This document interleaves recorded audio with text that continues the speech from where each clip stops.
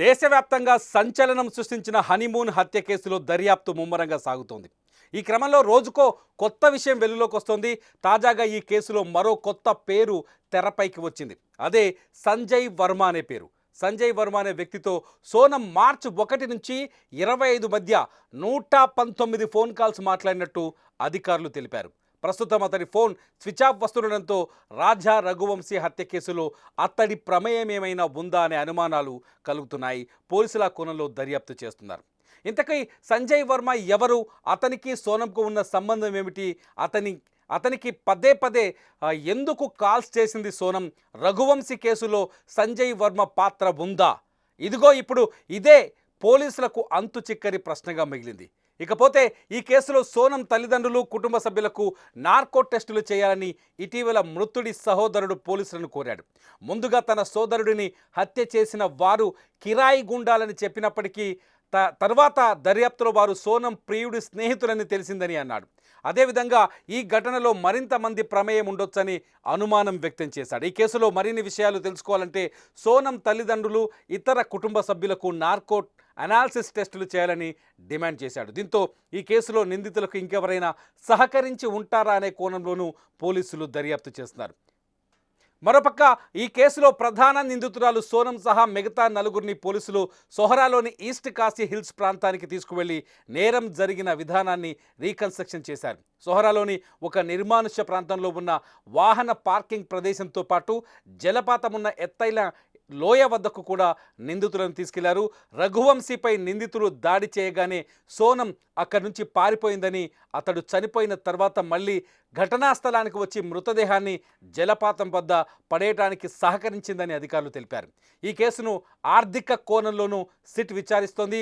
పెళ్లైన కొన్ని రోజులకే భర్త రాజా రఘువంశీపై సోనం ఎందుకంత ద్వేషం పెంచుకొని హత్య చేసిందనే విషయాలపై దృష్టి పెట్టినట్లు అధికారులు పేర్కొన్నారు. మొత్తానికి హనీమూన్ మర్డర్ కేసులో కీలక ట్విస్టులతో క్రైమ్ థ్రిల్లర్ని తలపిస్తోంది ఈ స్టోరీ. సోనం ఎందుకు? ఎవరి సంజయ్? ఇప్పుడు సంజయ్ అనే వ్యక్తి ఎవరు అనేది ఇప్పుడు పోలీసుల ముందున్న అతిపెద్ద ప్రశ్నగా మారుతోంది. ప్రస్తుతానికి సంజయ్ ఫోన్ స్విచ్ ఆఫ్ చేసినట్టుగా కనిపిస్తోంది. సంజయ్ ఎక్కడున్నారు? ఎవరి సంజయ్? మార్చ్ 1 నుంచి మే 1 నుంచి 25వ తారీఖు వరకు సంజయ్కి ఎందుకు వరుసగా ఫోన్ కాల్స్ చేసింది?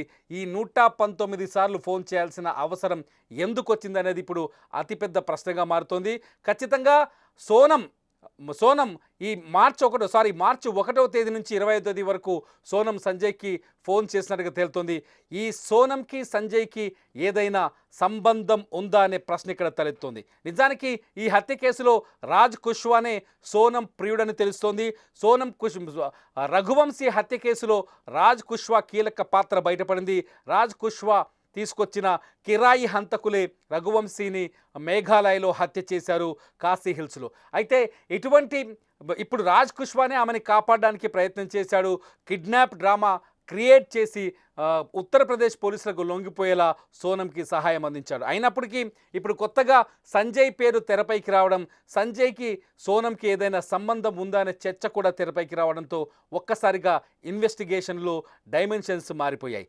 సోనం సంజయ్తో కూడా సంబంధం పెట్టుకుందా, లేకపోతే సంజయ్ సోనంకి రెండవ ప్రియుడా అనేది ఇక్కడ ఆసక్తికరంగా మారుతుంది. ఎందుకంటే భర్తని పెళ్లి చేసుకున్న 11వ రోజునే అత్యంత దారుణంగా కత్తితో పొడిచి చంపించిన సోనం అంతకుముందు పలువురితో స్నేహం ఉన్నట్టుగా అనుమానించాల్సి వస్తుందని రఘువంశీ కుటుంబ సభ్యులు చెప్తున్నారు. మరోవైపు సోనం ఈ హత్య చేయడం వెనుక రఘువంశీ కుటుంబ సభ్యుల పాత్ర కూడా ఉందని, సోనం ఈ హత్య చేయడం వెనుక ఆమె తల్లిదండ్రుల పాత్ర కూడా ఉందని రఘువంశీ కుటుంబ సభ్యులు చెప్తున్నారు. రఘువంశీ తల్లిదండ్రులు, సోదరుడు ఆరోపిస్తున్నారు.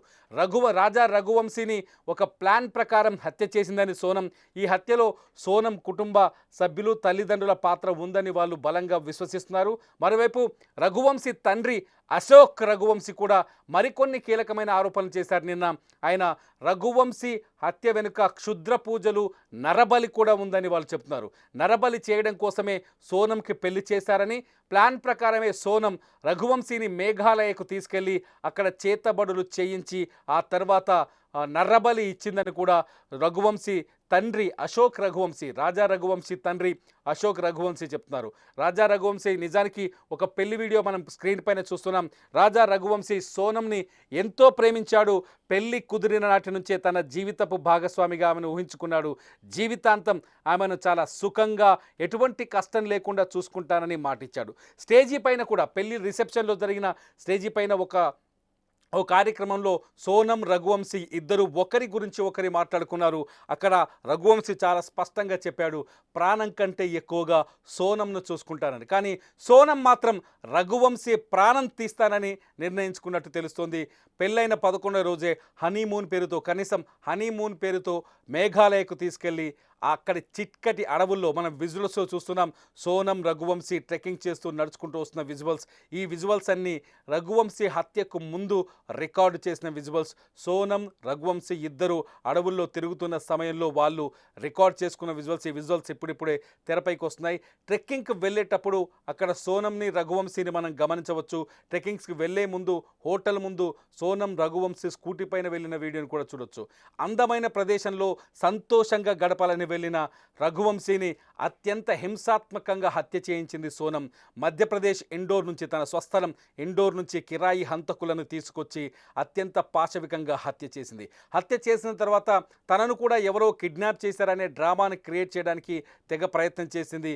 అందుకోసం తన ప్రియుడు రాజ్ కుష్వా సహాయం తీసుకొని అతన్ని మధ్యప్రదేశ్ నుంచి ఉత్తరప్రదేశ్ వెళ్ళి ఉత్తరప్రదేశ్లోని గజియాబాద్ పోలీసుల ముందు లొంగిపోయింది. గజియాబాద్ పోలీసులకి తనను కిడ్నాప్ చేశారంటూ ఫిర్యాదు చేసే ప్రయత్నం చేసింది. ఈ ప్రయత్నంలోనే అడ్డంగా దొరికిపోయింది సోనం. సోనం చేసిన ఈ తప్పులు ఇప్పుడు మిగతా వాళ్ళని కూడా ఆలోచింపజేస్తున్నాయి. సోనం లాంటి మహిళని ఉరితీయాలనే కామెంట్స్ మా వీడియోస్ కింద కనిపిస్తున్నాయి. సోనం చేసిన ఈ ద్రోహాన్ని మగజాతి క్షమించదని చెప్తున్నారు మరికొంతమంది. నిజంగా అమాయకుడైన రఘువంశీని చంపడానికి సోనంకి చేతులు ఎలా వచ్చాయని ప్రతి ఒక్కరూ బాధని వ్యక్తం చేస్తున్నారు. ఇవాల్టికి కూడా దేశవ్యాప్తంగా సోనం కేసును చర్చిస్తున్నారంటే సోనం ఎంత దారుణమైన హత్యకు పాల్పడిందో మీరు ఆలోచించవచ్చు. సోనం చేసిన పనికి ఆమెకి ఎటువంటి శిక్ష విధిస్తే సరిపోతుంది. సోనంని తీయాలని మరికొందరు, యావజ్జీవ శిక్ష వేయాలని మరికొందరు చెప్తున్నారు. మీరేమనుకుంటున్నారు? సోనంకి ఎటువంటి శిక్ష పడాలి? సోనంలా మరో మహిళ మరో మగాన్ని మోసం చేయకుండా, హత్య చేయకుండా ఉండాలంటే ఏం చేయాలి? మీరే ఈ వీడియో కింద కామెంట్ చేయండి. చూస్తూనే ఉండండి లైవ్ అప్డేట్స్ కోసం Suman TV live and Suman TV digital live.